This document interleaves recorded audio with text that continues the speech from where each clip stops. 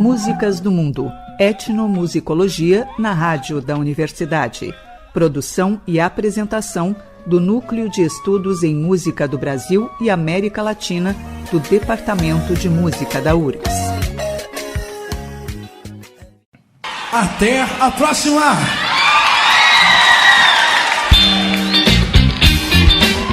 Quero ouvir! Oh!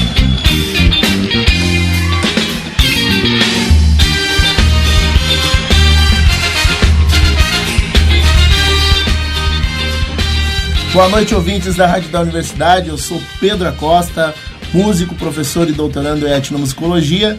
Está começando mais uma edição do programa Músicas do Mundo, etnomusicologia na Rádio da Universidade. Coordenação e direção geral, professor Reginaldo Gil Braga e equipe de apresentadores formada por mestrandos e doutorandos do PPG-MUS e pesquisadores associados. No programa de hoje teremos uma conversa aqui com o advogado, um dos idealizadores do 20 de novembro como Dia Nacional da Consciência Negra, com o Grupo Palmares, o radialista, ex-conselheiro da Cultura e também presidente por 2 gestão do Conselho Estadual de Cultura, e um dos grandes nomes do rádio aqui no Rio Grande do Sul. Também trabalhou na Princesa, na Bandeirantes, na Metropolitana, na TVE, na Rádio Guaíba, TV Guaíba também, Socorros. Exatamente. E mais, né? E também cobriu aí eventos do Samba Sul e teve amizades também com Carlos Alberto Barcelos Roxo, Oliveira Silveira, entre outros, importantes da história e da luta cultural e política negra aqui no Rio Grande do Sul. Ano passado, então, Antônio Carlos Cortes lançou o livro Degraus da Vida. Isso aí, seu Cortes? É verdade, mais um. Então, doutor Cortes, boa noite, te agradeço por ter aceito o convite aqui na Rádio da Universidade. E eu gostaria que você contasse um pouco para sua história, um pouco pessoal, aí, familiar aí para os ouvintes da rádio. Muito boa noite, ouvintes. É um prazer estar aqui nesse programa que ressalta e valoriza a nossa cultura. A minha trajetória no rádio começou lá nos programas infantis, de auditório, das emissoras da época, Farroupilha, Gaúcha. Eu e meus irmãos, o Egídio e o Elias, o Egídio já de saudosa memória, o Elias aí está, baterista, pianista, músico. Então ali a gente participava dos programas e como eu não tinha tanta habilidade assim na música, eu partia para a locução, apresentação e tal, e aquilo foi sendo aperfeiçoado. Depois, já um pouco mais adolescente, atuei na Rádio Itaí, no programa Aconteceu. Um programa que liderava as manhãs, por volta das 9 horas da manhã, liderava a audiência do rádio AM em Porto Alegre. Era algo que... O que a gente fazia? A gente chegava na rádio 6 horas da manhã, cada um pegava uma máquina de escrever, pegava os casos policiais dos jornais e transformava em laudas para um radioteatro, transformando aquele fato policial num radioteatro e levava ao ar. E essa audiência foi assim algo maravilhoso. Milton Medran Moreira, promotor de justiça aposentado, era o apresentador que fazia a costura de tudo. Wilson Gomes, que está lá na Casa do Artista, era um dos diretores de programação desse tipo de... E por ali foi. Depois eu fiz um concurso de locutores da Rádio Guaíba, que a Rádio Guaíba abriu, e eu tirei o 3º lugar. Imagina eu, adolescente, praticamente, um gurizão, tirei o 3º lugar, e quando eu fui chamado pelo Eduardo Marli Streck para me conhecer melhor, porque naqueles testes não identificavam direito as pessoas, simplesmente analisavam voz, coisa assim. E aí, com muita honra à minha pessoa, na época havia sido cassado o Lauro Agman, então presidente do sindicato da classe. E aí o Breno Caldas mandou que contratasse o Breno Caldas. Então, contratasse o Lauro Agman, então o conhecido como repórter Esso. Então, eu não fiquei nem um pouquinho magoado por ter sido preterido, porque estava entrando uma pessoa que precisava e que tinha um enorme talento e fazia parte. E por ali não parei mais. Aí depois, atuando nos meios de comunicação, algo que me doía muito, era ver pessoas não identificadas com o carnaval transmitindo o carnaval de rua, naturalmente o carnaval da Borges de Medeiros. E nada contra, mas eles se esforçavam, mas não tinham o talento de conhecer o carnaval por dentro. Né? E eu já era metido dentro do carnaval, com o Trevo de Ouro e outras entidades carnavalescas. E aí a minha meta era fazer com que o carnaval fosse coberto por gente do carnaval. Assim como hoje, por exemplo, os comentaristas esportivos são ex-jogadores de futebol. Sim, exatamente a mesma proporção. Né? Colocar gente que conhece pelo lado de dentro. E aí essa trajetória começou e não parou mais.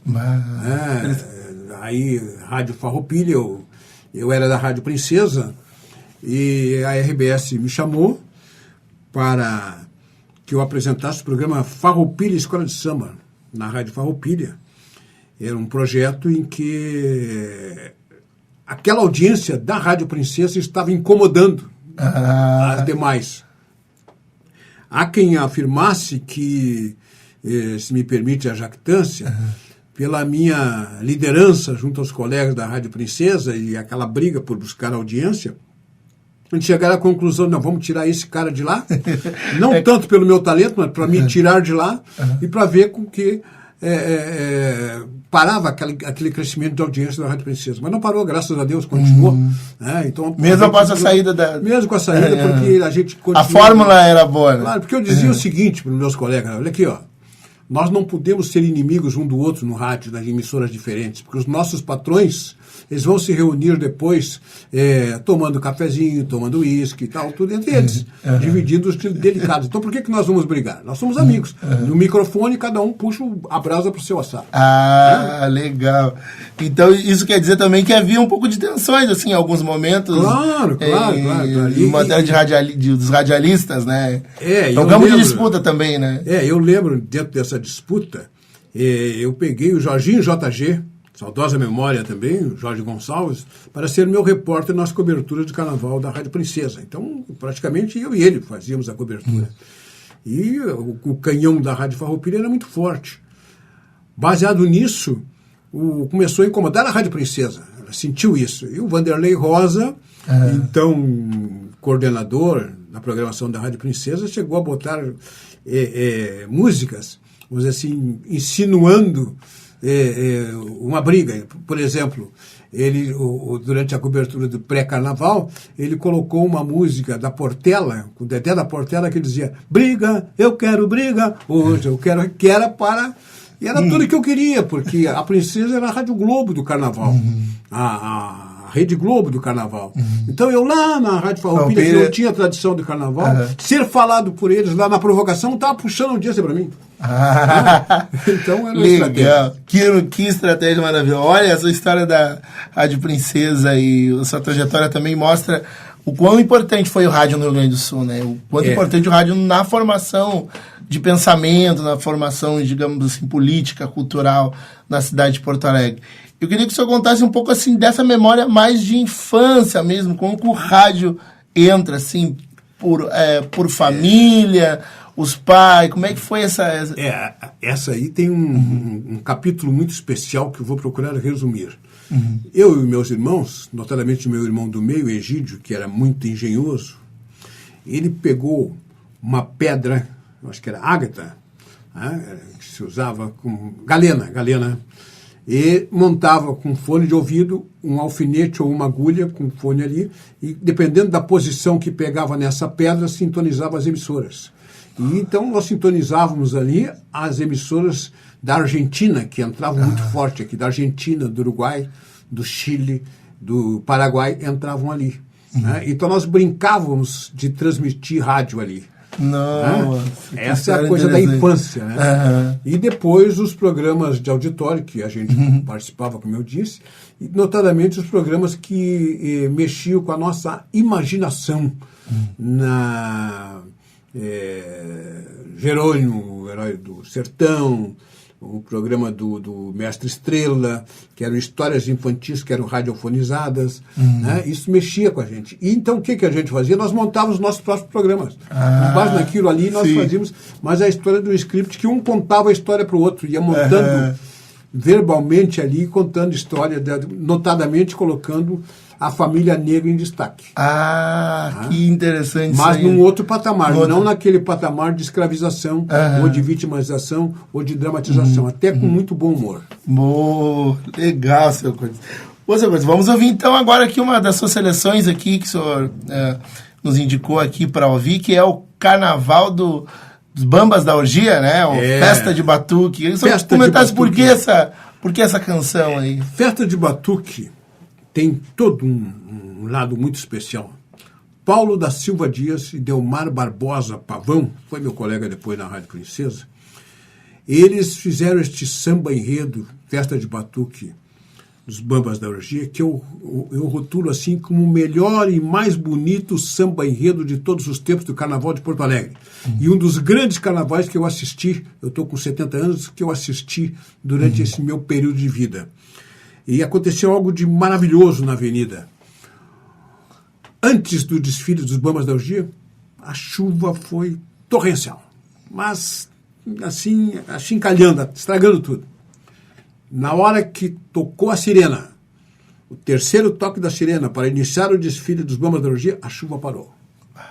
E os Bambas realizaram o seu desfile. Depois do desfile dos Bambas, a chuva voltou. E o senhor estava lá na transmissão? Sim, eu estava transmitindo tudo isso. Então, Bambas da Orgia não ganhou o carnaval naquele ano. Né? Por detalhe lá de quesito, não ganhou o carnaval, mas como diria o Cláudio Coutinho, foi o campeão moral do carnaval. Campeão moral. E foi uma autêntica festa de batuque, e eu peço que o ouvinte preste atenção, nessa faixa onde aparecem os tambores. Né? Notadamente, os tamboreiros estão chamando, como dizia a dona Ivone Lara, vai buscar quem mora longe, ou seja, está em contato com a ancestralidade. Então vamos ouvir então Festa de Batuque.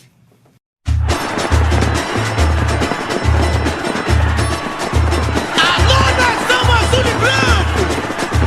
Quero sentir firmeza! Quem está na área? É Beleza! Então vamos dizer! Canta, meu povo! Jejinacô, Jexá, Oiocambina, o candomblé é cultuado na Bahia, Jejinacô, Jexá, Oiocambina, o candomblé é cultuado na Bahia. E somos descendentes de africanos da Nigéria e do Congo, vamos dizer, Moçambique, da Angola e da Guiné, do Espírito Custódio, velho sábio macumbeiro, espalhou pelo Rio Grande, fundamento em Urubá. E aí? Lalupo, Lalupo, Bará, abre os caminhos para os bambas desfilar nessa festa de batuque em homenagem aos orixás.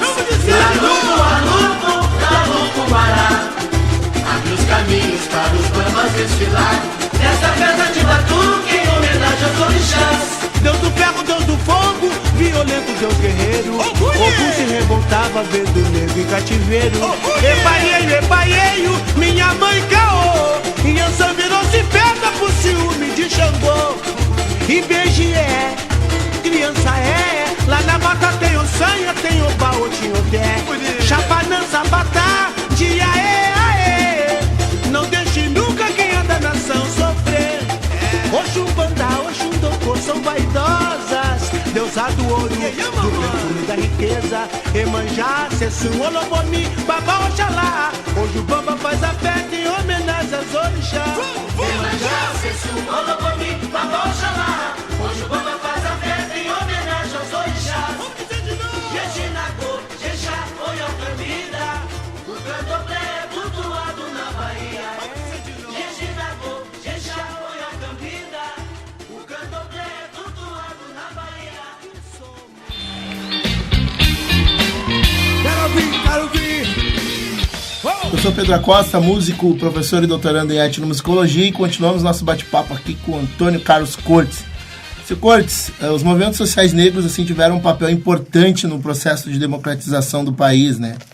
E em meio, hoje, podemos analisar hoje, assim, em meio a essa, podemos dizer, essa desdemocratização, ou seja, o fim de alguns conselhos, as discussões em torno da tortura, da ditadura militar negada, né, por um mandatário do país, né, Como que o senhor vê assim, o papel dos movimentos sociais negros hoje, assim, em meio a essa nova conjuntura que a gente vive? Assim, o senhor que passou por esse processo também de democratização e teve toda uma luta também com o Grupo Palmares. Como o senhor vê agora? Mesmo a princípio, assim, não sei, posso estar enganado, aparentemente parece que a comunidade negra ainda não está sendo atacada ainda indiretamente, né? Diretamente, mas indiretamente, o senhor acha... Como que o senhor vê essa situação? Como o senhor vê? Eu lembro com os versos do Jair Campos que diz: operário do canto me apresento, sem marcas ou cicatriz, mãos limpas, aberto o peito e mostro o documento, a palavra de acordo com o pensamento. Há um som de búzios no mar de meu canto, mas só canto quando vejo nos olhos dos meus irmãos a esperança. Eu reproduzi no meu livro Bailarino de Sinal Fechado, editora Palmarinca, uma série de recortes onde fala do orgulho negro, onde fala do Grupo Palmares. São crônicas inéditas e outras crônicas que eu publiquei nos jornais Correio do Povo, Jornal do Comércio, Zero Hora, onde eu faço essa, vamos dizer assim, apologia da valorização da cultura negra até então discriminada, preconceituadamente. Então, a presença dos conselhos, eu fui integrante do Conselho Estadual de Cultura até há pouco, e fui presidente 2 vezes, sendo o único negro lá, que chegou à presidência. E poucos negros participaram como conselheiro de cultura. Mulher negra no mesmo sentido. E ali, as políticas públicas necessitam sim estar presentes. Políticas afirmativas na valorização da cultura negra. Se existe uma maioria negra no país, não é justo que não tenha proporcionalidade na cultura como um todo. Há uma má vontade na valorização da cultura negra. E eu procuro sempre realçar isso nas minhas obras, nos meus livros de crônicas. Foi no Bailarino de Sinal Fechado, no Rua da Praia 40 Graus e no Degraus da Vida. Ou seja, que é uma trilogia que vai demonstrando, pouco a pouco, nas entrelinhas, e às vezes em texto fechado, em texto agudo, o quanto que essa discriminação tem. No livro Bailarina de Sinal Fechado, que foi lançado na Feira do Livro lá de 2014, estava previsto o fechamento da Feira do Livro às 21 horas. E eu comecei a autografar às 19 horas e 30 minutos. Ultrapassei o teto das 21 horas pela fila de pessoas que estavam na Feira do Livro aguardando autógrafos. Eles foram obrigados a prorrogar em mais meia hora a Feira do Livro. E até então, autores negros não chegavam na Feira do Livro. Por quê? Não oportunizavam. Então, não que pudesse ter algum mérito, mas eu consegui fazer essa abertura da Feira do Livro, para que lá pudéssemos estar presentes. E aconteceu a mesma coisa com o Rua da Praia 40 Graus, um ano depois, e 2 anos depois com o Degraus da Vida. Ou seja, se tornou uma festa, já uma tradição, o pessoal comparecer na Feira do Livro, alguns nem tanto para adquirir o livro, mas para estar presente apoiando o lançamento desse livro. Importante isso, né? Isso é uma afirmação. Isso é uma afirmação muito importante. E isso pela via ali da sua atuação política nos conselhos de cultura, também pressionando esses organizadores. Porque num período que eu estava no Conselho de Cultura, eu fui representante do Conselho Estadual de Cultura no Conselho Municipal de Cultura de Porto Alegre, onde também abrimos mais uma trincheira desta valorização. Boa. E incentivamos os conselhos municipais de cultura em todas as cidades do Rio Grande do Sul. Nós fomos a Ijuí, por exemplo, onde tem a Casa da Cultura Negra, na FENADI, onde tem diversas etnias, e também a etnia negra lá presente, e a valorização da cultura indígena também, do qual eu também luto e defendo.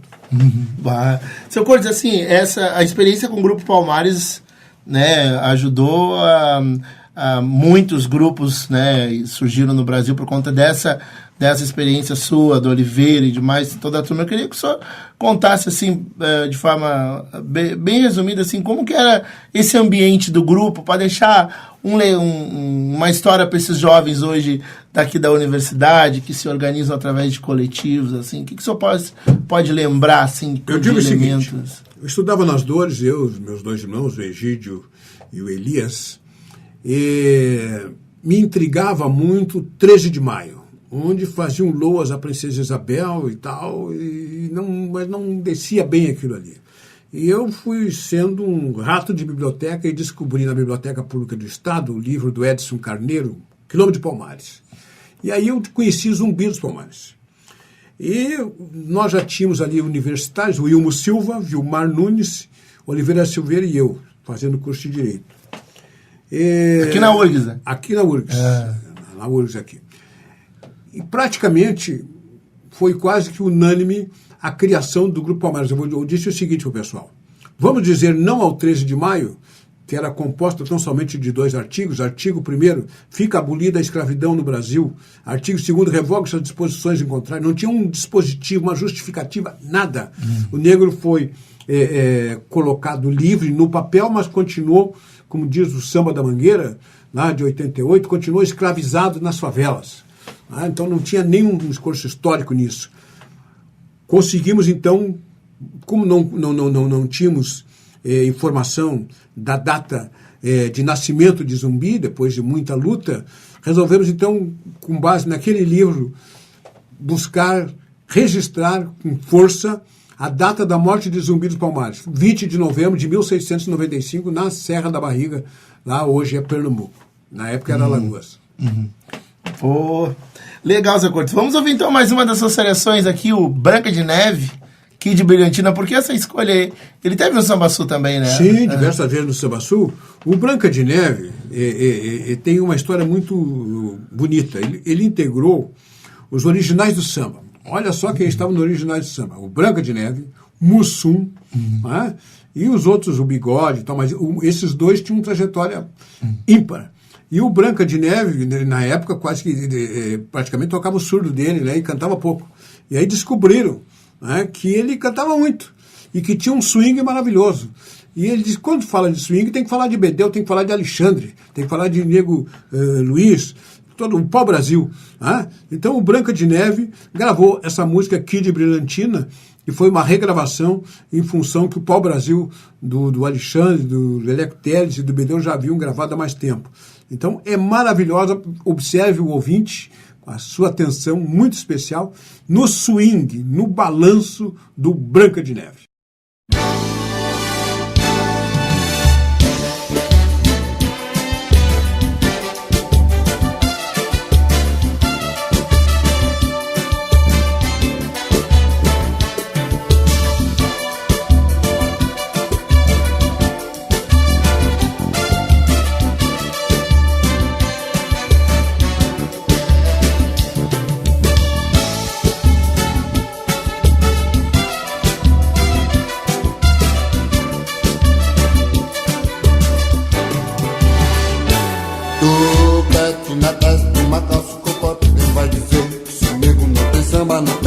Uma volta, meia volta, sensual e ele vai enganando a galera no perfeito balé, yeah, yeah. Quero ver o Brilhantina balançar na gafieira.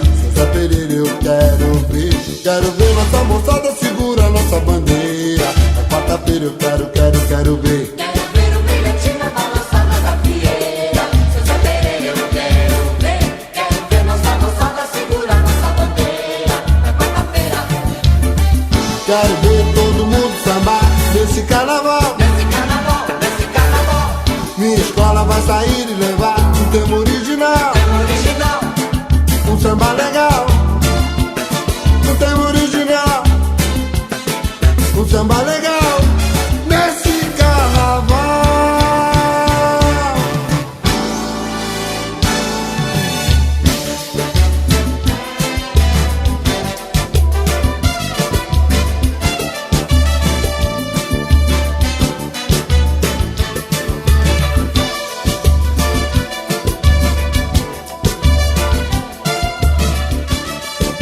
Até a próxima!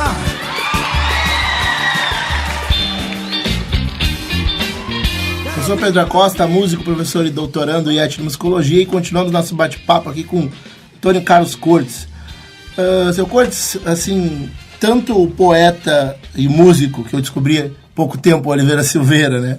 Quanto o artista plástico Pedro Homero, que também era músico, todos eles tiveram uma relação assim, muito forte com a cultura gaúcha, né, em matéria assim, de valores, de elementos, digamos assim, não negavam essa cultura no Rio Grande do Sul. Eu queria perguntar para o senhor assim, como o senhor vê a música negra na cultura gaúcha? A cultura gaúcha precisa abrir as suas portas e entender a cultura negra, por exemplo, presente no chamamé, por exemplo, que é negro. Né? O bugio, lá de São Francisco de Paula, é negro. Eles não admitem isso. Há um preconceito, há um certo ranço com relação a isso, talvez porque não gostam que a gente levante os lanceiros negros que foram dizimados pela Revolução Farroupilha. Eu sou da corrente que diz, sim, os negros foram discriminados, foram desarmados e depois assassinados, né, na Revolução Farroupilha. Então precisa, sim, que eles abram portas disso, mas tu foi analisar, vejam, o maior intérprete da música regionalista, tradicionalista gaúcha, chama-se quem? César Passarinho. Mas aí tu tem depois, tu tem Lúcia Helena, tu tem Ivo Fraga, né? Então, são muitos aí. O próprio Neri Caveira, como instrumentista, que era diretor de bateria dos meus Imperadores do Samba. Então, não tenho por que virar as costas para a cultura negra então presente. A Loma também, né? A Loma também. A Loma também. Nossa, é interessante nós percebemos que o quanto, assim, é ainda um pouco um número pequeno, né, e desse reconhecimento. Inclusive, pro próprio a trajetória do César Passarinho também, claro, que muitas vezes acaba nesse esquecimento e a importância que ele teve. Eu tive a oportunidade de fazer uma palestra, convidados para ir a Montevidéu, o grupo Bantu, que é um grupo de tamboriles, e que a gente trouxe na época do governador Colares para se apresentar junto com a Orquestra Sinfônica de Porto Alegre, a OSPA. E depois eu fui convidado a ir a Montevidéu para fazer palestras sobre a cultura negra. Então, o candombe tem o mesmo toque de tambor das nossas baterias daqui, o mesmo toque de tambor de Cuba, do Havaí, da Jamaica. O toque de tambor é o mesmo. E vejam que numa época que não tinha internet, não tinha nada. Isso aí não é por acaso. Né? Se tu for examinar a tribo mais longínqua da África, também tem o mesmo ritmo, a mesma cadência. Nada é por acaso. Então precisa ser valorizado com muita profundidade isso. Pô, muito legal isso aí. E essa questão agora que eu queria, que é um tema para mim que eu acho que é importante os ouvintes da rádio também terem um pouco essa noção no aspecto ideológico, assim, né? Todo esse trabalho de vocês, no sentido de se construir uma nova narrativa do negro no Rio Grande do Sul, eu gostaria de perguntar se ela está surtindo o efeito assim que se esperava, assim. A gente já, porque normalmente quando se sai para fora ainda continua a ideia de que o Sul é branco. O que falta ainda se fazer? O Rio Grande do Sul é branco, mas a principal ginasta brasileira quem é? Daiane dos Santos, negra. O maior jogador de futebol de todos os tempos do Rio Grande do Sul, 2 vezes campeão, melhor jogador do mundo, quem é? Ronaldinho Gaúcho. Só para ficar nesses dois. Só para ficar nesses dois. Então, isso comprova a presença negra no Rio Grande do Sul, porque lá para cima penso que não tem negro.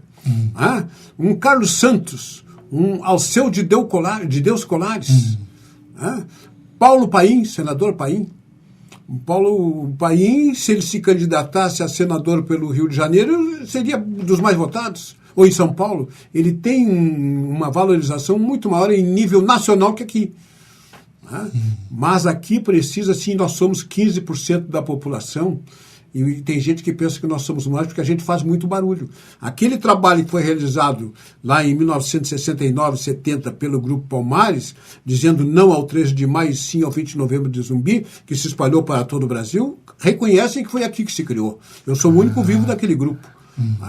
E a valorização, mais de 1.500 cidades brasileiras tem o 20 de novembro como feriado, mas não por festa nenhuma, mas para reflexão da cultura negra. E no Rio Grande do Sul? No Rio Grande do Sul, para comprovar esse preconceito e esse racismo, não tem. Não tem. Se tu for examinar o secretariado municipal de Porto Alegre, o governo do estado, os seus escalões, também não tem negro no primeiro escalão, e às vezes nem no segundo, nem no terceiro, em nível federal, no mesmo sentido. Ou seja, você tem muita coisa para fazer. Sim, ainda, nós com esses 15% que nós somos no Rio Grande do Sul, é a mesma proporção de negros que tem nos Estados Unidos. Só que eles fazem tanto barulho que pensam que é muito mais. Eles são só 15%. Eles são só 15%. Bah, legal, Cortes. Vamos ver agora esse daqui, Cortes. O Pau Brasil, né? Que tu comentaste. Pau Brasil aí. Que fala das origens do samba e do carnaval. A tia Ciata, que é aquela baiana, lá da pequena África, ali no Rio de Janeiro, na Gamboa, onde ela acolhia os negros como mãe de santo, né, para que no fundo fizesse o samba, que tinha a ver com os tambores, com a música da nação africana. Então, por isso que as alas de baianas estão presentes em todas as escolas de samba. Isso é um respeito à tia Ciata, as baianas e as quitandeiras que valorizavam muito a cultura negra. Então vamos lá então ouvir Samba e Suas Origens, Pau Brasil.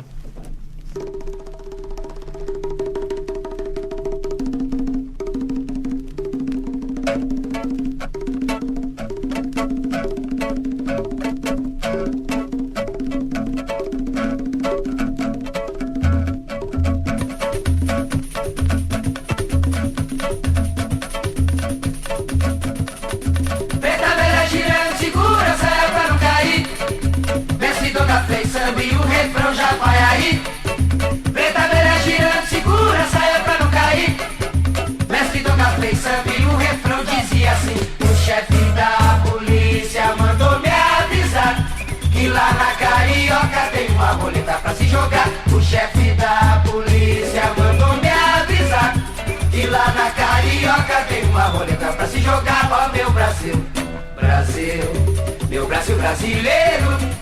A aquarela começava assim: um surdo, tamborim, um pandeiro, com a bênção do nosso Senhor do Bom Fim. A festa lá na tia Ciata não tinha hora para terminar. E os negros, bem longe da chibata, brincavam até o sol raiar. Um negro, vindo de outro continente, misturou-se a nossa gente, sangue universal. E entre ritos e magias, entre lindas fantasias, nascia o carnaval. No Rio, no meio da brincadeira, surgiu um tal de Zé Pereira, com seu surdo muito original. O samba não é privilégio, nem se aprende no colégio.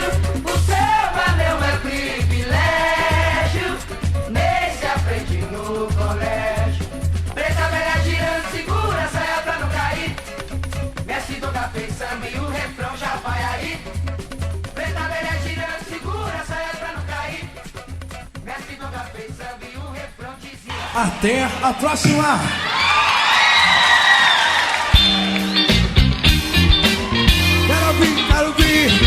Eu sou Pedro Acosta, músico, professor e doutorando em etnomusicologia.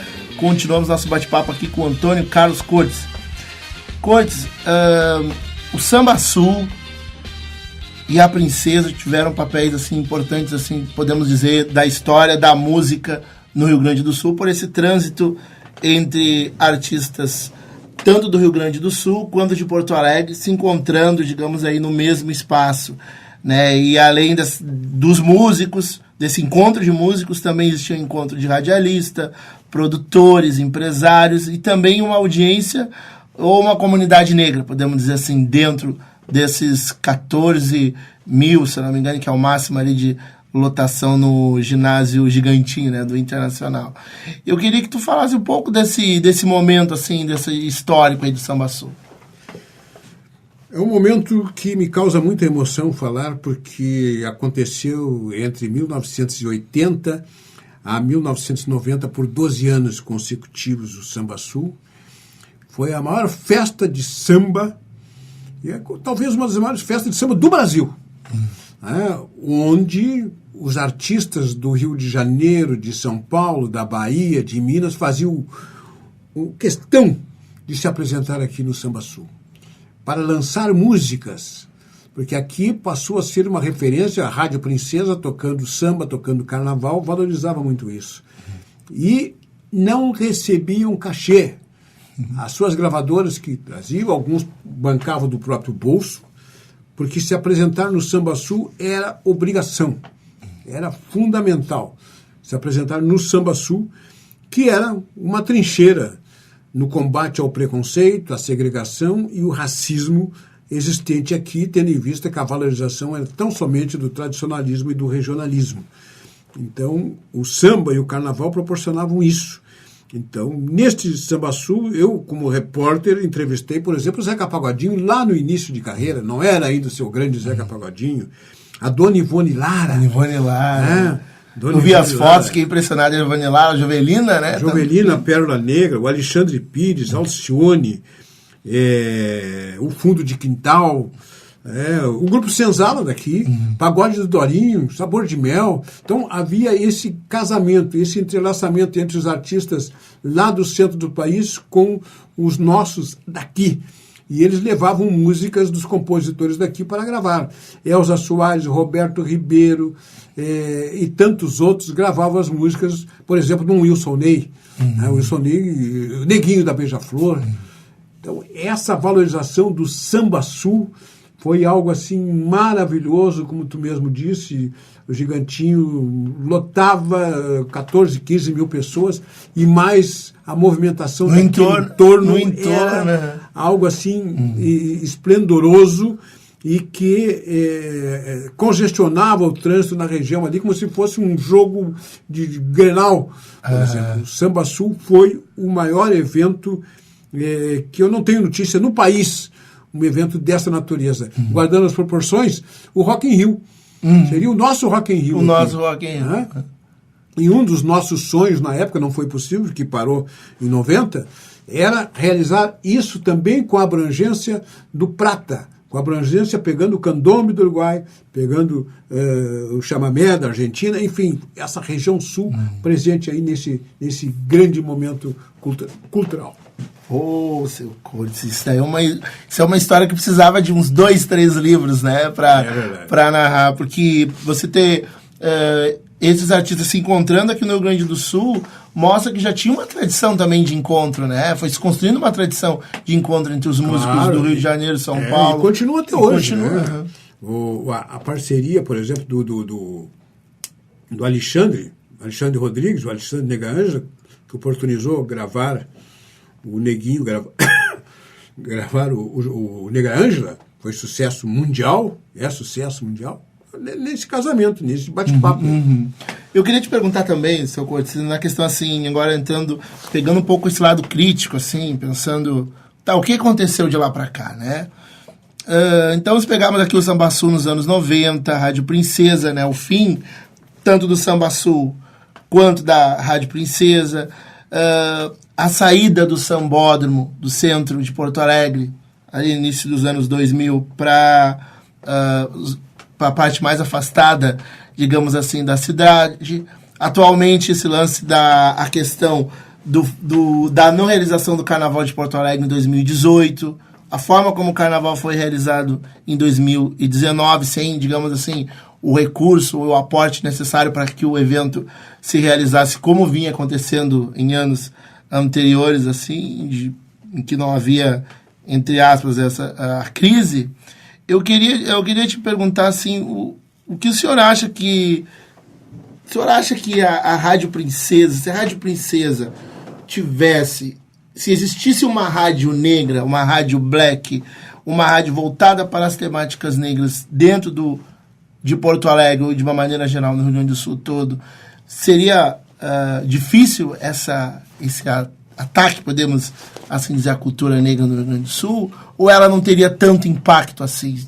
Não, teria impacto sim, porque embora hoje tenha as redes sociais, mas uma rádio AM, uma rádio FM, uma TV levando a cultura negra teria espaço sim, porque o samba, as pessoas gostam do samba, gostam do carnaval, apenas tem uma minoria que não gosta e que tem o poder, que tem a pressão, isso que levou o carnaval aqui da Augusto de Carvalho lá para o Porto Seco, como diz o Luiz Armando Vaz, para a savana.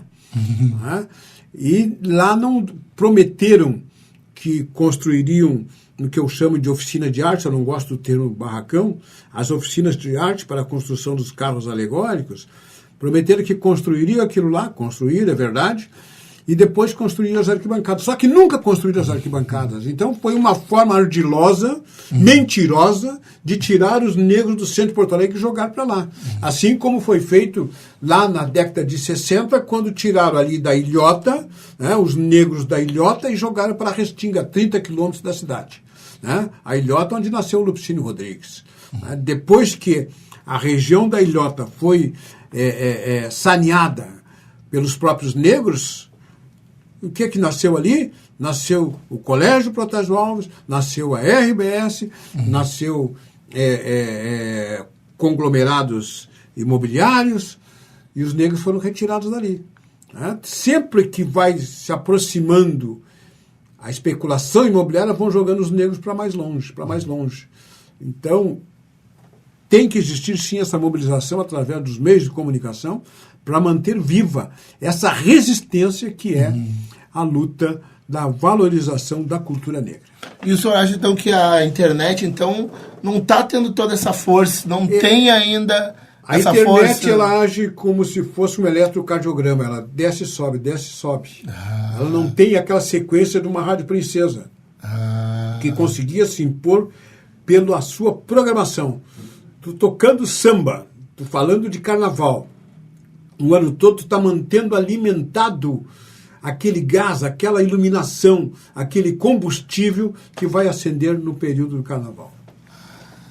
Cortes, muito obrigado, te agradeço por esse bate-papo maravilhoso, por essas histórias da cultura, da música e da luta política negra aqui no Rio Grande do Sul. E eu gostaria que o senhor deixasse seu contato aí para caso ouvintes, pesquisadores, universitários queiram entrar em contato com o senhor e saber um pouco mais, conhecer um pouco mais dessa história negra no Rio Grande do Sul.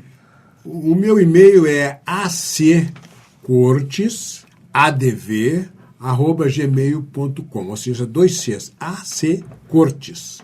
E o meu telefone é 99823366. Só botar mais um 9 na frente, que é o do WhatsApp. E nós vamos terminar, então, ouvindo o Alô Poeta. Por que essa escolha, então? Do Alô Wilson? Poeta, porque quem está dando o alô é o Wilson Ney, um dos nossos maiores compositores, juntamente com o Lupicínio Rodrigues, e que ele resgata a história do Jorge Carioca. Jorge Carioca era um carioca que veio para cá, como o nome está dizendo, e se consagrou compondo músicas de carnaval, sambas enredos, junto com o doutor Humberto Goulart e tantos outros, né, e morreu precocemente o Jorge Carioca. Aí uma homenagem, então, do Wilson Ney ao Jorge Carioca, por isso o Alô Poeta.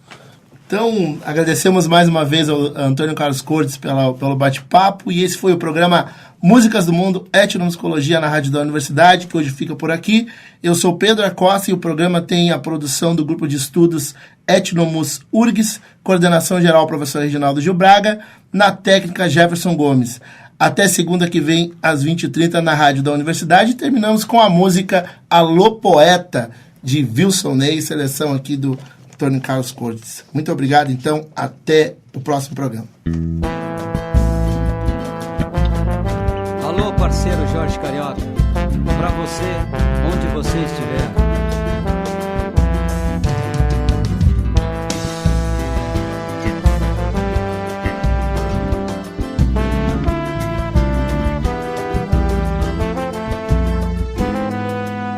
Alô, poeta, o que eu vou dizer ao samba se você partir e nem disse adeus?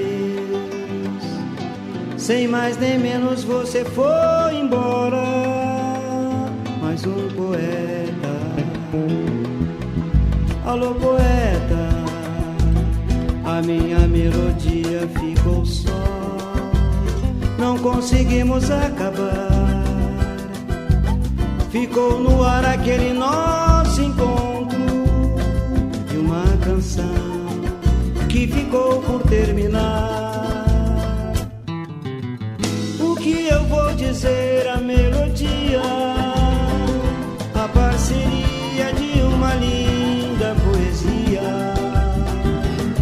Não posso tentar nem pensar pensar nem deixar de uma vez te esquecer. Alô, poeta, um dia a gente se vê. Não posso tentar nem pensar nem deixar de uma vez te esquecer. Alô, poeta, um dia a gente se vê.